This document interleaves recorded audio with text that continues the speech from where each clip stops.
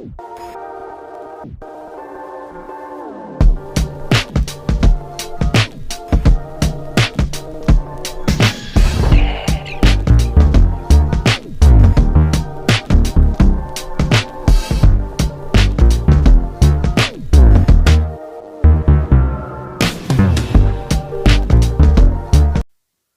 Dear students, स्वागत है आपका आपके अपने यूट्यूब चैनल रुद्र शिक्षणम में।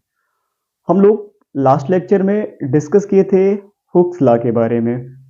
हम लोग रॉबर्ट हुक के क्या क्या कार्य थे, उन्होंने स्प्रिंग को लेते हुए किस तरह से उन्होंने स्ट्रेस और स्ट्रेन के बीच एक रिलेशन एस्टेब्लिश किया था, और हुक्स लॉ को मैंने बहुत अच्छे तरीके से समझा था। अगर आपने मेरा लास्ट लेक्चर को नहीं देखा है तो प्लीज आप जाके लास्ट लेक्चर को देखिए। आपको ये वाला लेक्चर तब बहुत अच्छे समझ में आएगा जब आप उस लेक्चर को अच्छे से देख पाओगे। तो हम आपका टाइम न लेते हुए स्टार्ट करते हैं। आज का लेक्चर क्या है? आज का लेक्चर रहेगा प्रत्यास्थता गुणांक पे। प्रत्यास्थता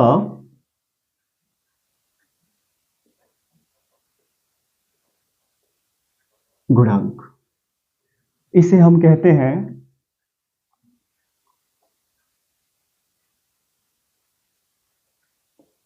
इलास्टिसिटी ऑफ मॉडल।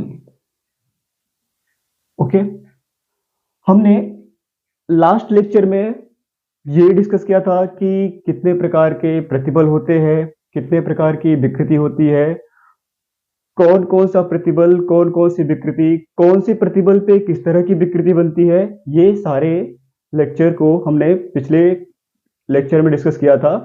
आपसे निवेदन है कि आप उस लेक्चर को देखें, तो ये वाला लेक्चर काफी अच्छे तरीके से समझ पाएंगे। मैं बार बार आपसे यही निवेदन करता हूं, क्योंकि ये लेक्चर समझने से पहले अगर वो आपको अच्छे से आया रहेगा तो इसको समझने में कोई दिक्कत नहीं होगी। चलिए आगे बढ़ते हैं। तो अगर हम पेयर ऑफ स्ट्रेस और स्ट्रेन की बात कर लेते हैं, तो कौन सी स्ट्रेस का कॉम्बिनेशन कौन सी स्ट्रेन के साथ है, या कौन सी स्ट्रेन का कॉम्बिनेशन कौन सी स्ट्रेस के साथ है, हम इस पे बात करते हैं। देख लेते हैं।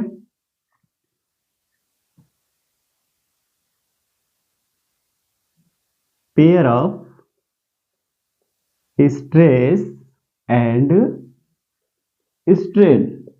ठीक है, चलिए देखते हैं इसमें क्या क्या है। सबसे पहले अगर हम बात करेंगे तो सबसे पहले जो हमने बात किया था वो था लॉन्गिट्यूडिनल स्ट्रेस, जिसको हिंदी में बोलते हैं अनुदैर्ध्य प्रतिबल। एंड स्ट्रेन कौन सा? लॉन्गिट्यूडिनल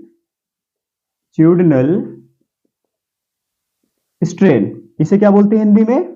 इसे हिंदी में बोलते हैं अनुदैर्ध्य विकृति। यह है हमारा पहला टाइप का स्ट्रेस, से बोलते हैं अनुदैर्ध्य प्रतिबल व अनुदैर्ध्य विकृति। हम दूसरे टाइप की स्ट्रेस और स्ट्रेन की बात करेंगे। दूसरे टाइप का स्ट्रेस स्ट्रेन क्या होता है? ये होता है शियरिंग स्ट्रेस। इसे हिंदी में क्या बोलते हैं?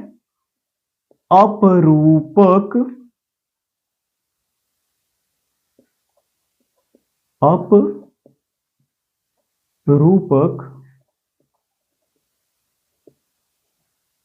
प्रतिबल एंड शेयरिंग स्ट्रेन। इसे हिंदी में क्या बोलते हैं? अपरूपण विकृति। अब हम तीसरे टाइप ऑफ स्ट्रेस और स्ट्रेन की बात कर लेते हैं कि तीसरे टाइप का स्ट्रेस और स्ट्रेन क्या होता है। तीसरे टाइप का स्ट्रेस स्ट्रेन क्या होता है देख लेते हैं। होता है हाइड्रोलिक स्ट्रेस, हिंदी बोलते हैं हाइड्रोलिक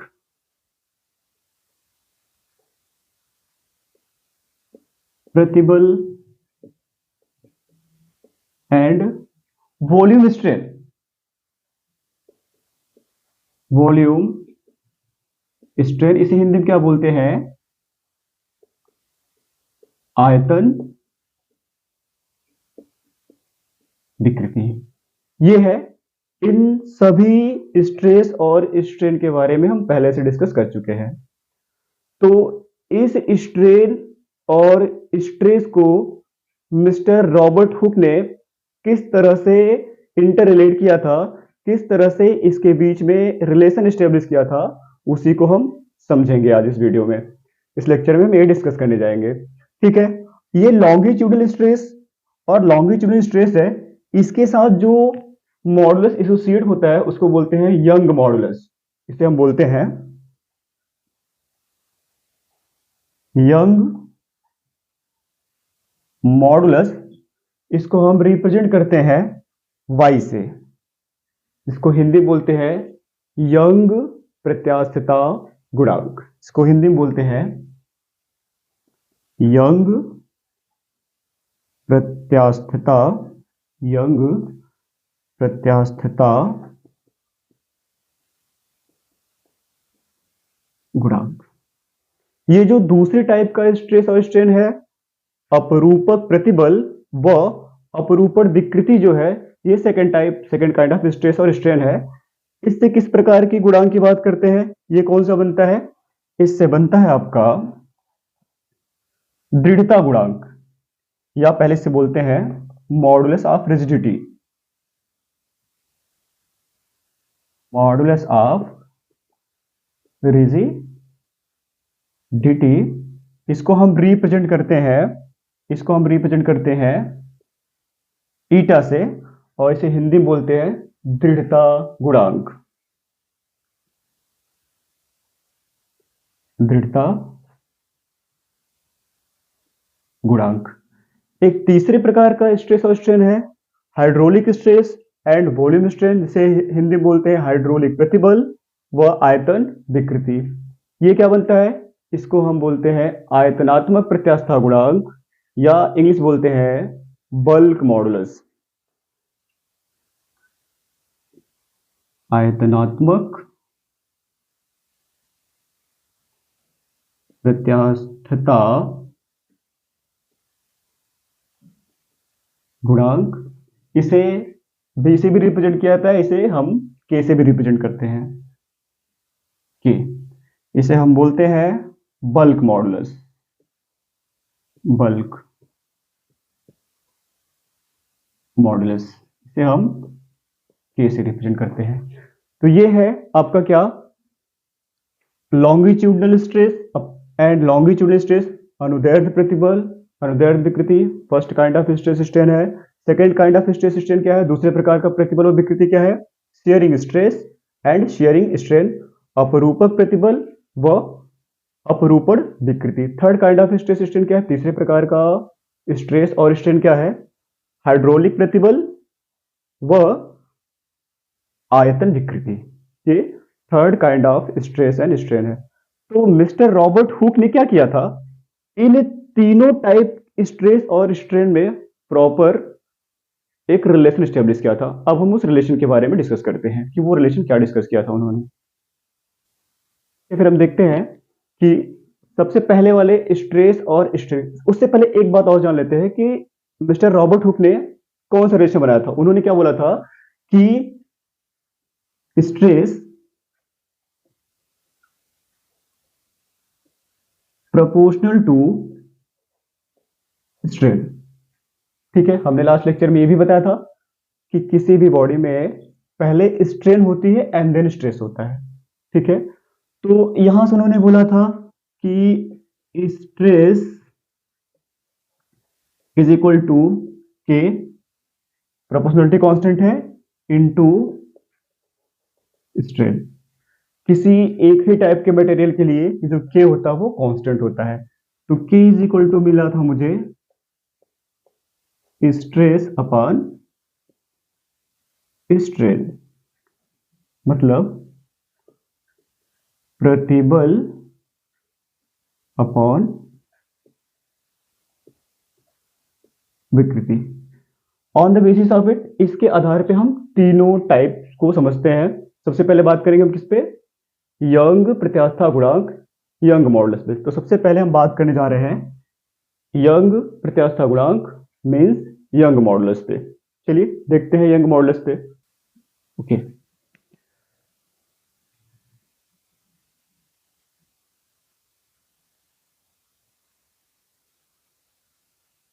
यंग मॉडुलस,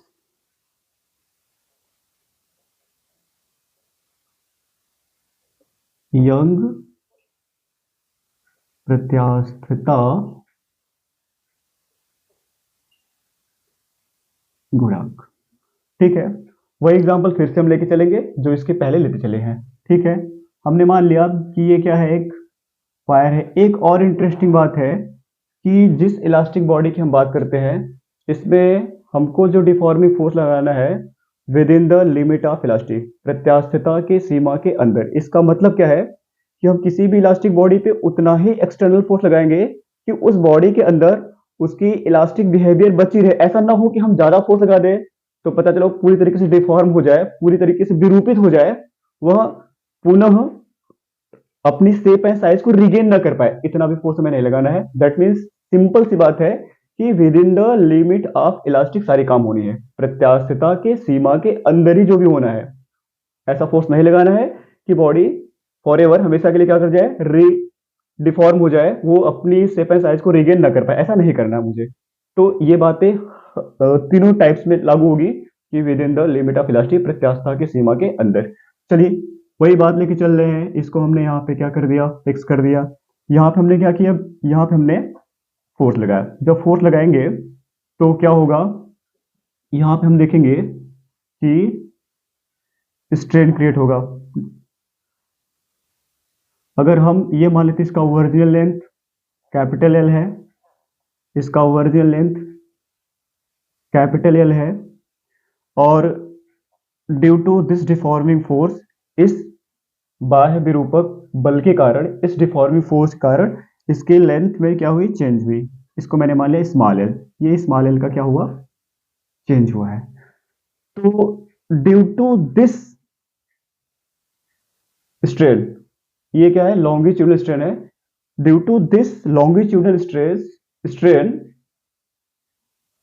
हियर और longitudinal stress in the opposite direction, deforming force के अपोजिट डायरेक्शन में। और बहुत बार बात कर चुका हूं कि जो मैग्नीट्यूड होती है दोनों की सेम, डिफॉर्मिंग फोर्स की मैग्नीट्यूड और रिस्टोरिंग फोर्स की मैग्नीट्यूड सेम होती है। तो क्या बनेगा यहां से, longitudinal stress proportional to longitudinal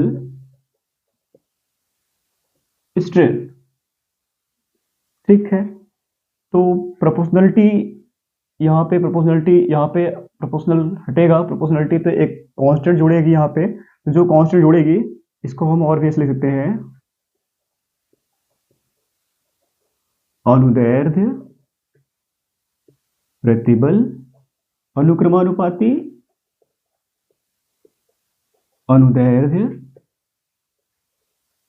विकृति। रिपीट कर रहा हूं, इस अनुदैर्ध्य विकृति के कारण अनुदैर्ध्य प्रतिबल हुआ है। दैट मीन्स इस लॉन्गिट्यूडनल स्ट्रेन के कारण ये लॉन्गिट्यूडनल स्ट्रेस आई है। ठीक है, तो अनुदैर्ध्य प्रतिबल, ये प्रोपोर्शनलिटी साइन जब हटेगा तो यहां पे एक कांस्टेंट टर्म आएगा। यही है आपका यंग मॉडुलस, अनुदैर्ध्य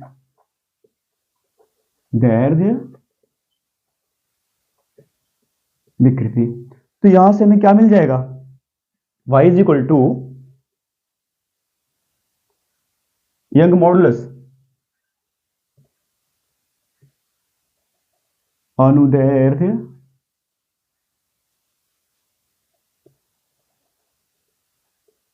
प्रतिबल अपॉन अनुदैर्ध्य विकृति। देख लेते हैं क्या है। y इज इक्वल टू, हम यहाँ निकाल लेते हैं, क्या निकाल लेते हैं कि ये आपका अनुदैर्ध्य प्रतिबल और अनुदैर्ध्य विकृति क्या मिलेगी, निकाल लेते हैं। क्या होगा, अगर हम यहाँ निकाल लेते हैं साइड में,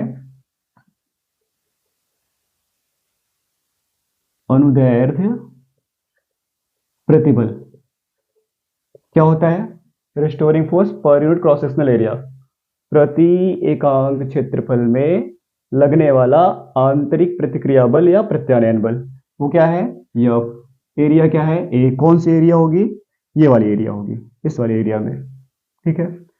अनुदैर्ध्य विकृति क्या मिलेगी, अनुदैर्ध्य विकृति क्या होगी, ये होगी आपकी कौन, change in length to the original, it is the ratio of change in length to the original length. That means कि यहाँ लंबाई में परिवर्तन व प्रारंभिक लंबाई के अनुपात को अनुदैर्ध्य विकृति कहते हैं। तो ये चेंज कितना है, स्मॉल एल का, वर्जिनल क्या था, कैपिटल एल। इन वैल्यूज को हम यहाँ रख देते हैं क्या मिल जाएगा हमको, एफ अपान ए अपान स्मॉल एल अपान कैपिटल एल। अगर इसको आप थोड़ा सॉल्व करेंगे तो y इज इक्वल टू क्या पाएंगे, एफ, ये एल ऊपर जाएगा और ये एल, ए स्मॉल एल, ये आपका यंग मॉडुलस, यंग प्रत्यास्था गुणांक। आज हम पहले टाइप के ही यंग प्रत्यास्था गुणांक की बात करेंगे। बाकी जो दो बचे हुए प्रत्यास्था गुणांक है कौन कौन सा, एक मॉडुलस ऑफ रिजिडिटी, दूसरा बल्क मॉडुलस, एक दृढ़ता गुणांक और दूसरा आयतनात्मक प्रत्यास्था गुणांक। तो इन दोनों प्रकार के बारे में कल डिस्कस करेंगे। आज की वीडियो में अगर इन दोनों टॉपिक्स के बारे में अगर हम डिस्कस करेंगे तो वीडियो थोड़ी बड़ी हो जाएगी। तो हम चाहेंगे कि कल दोनों टाइप्स को कल डिटेल्स में डिस्कस करते हैं। तब तक के लिए जिस वीडियो को आप अच्छे से देखिए, अपना नोट्स बनाइए और कोशिश करिए कि अगर जहां पे आपको प्रॉब्लम समझ में आती है आप कमेंट करिए, मैं आपकी प्रॉब्लम दूर करने की पूरी कोशिश करूंगा। धन्यवाद, थैंक यू सो मच। तब तक के लिए खुश रहे, मस्त रहे।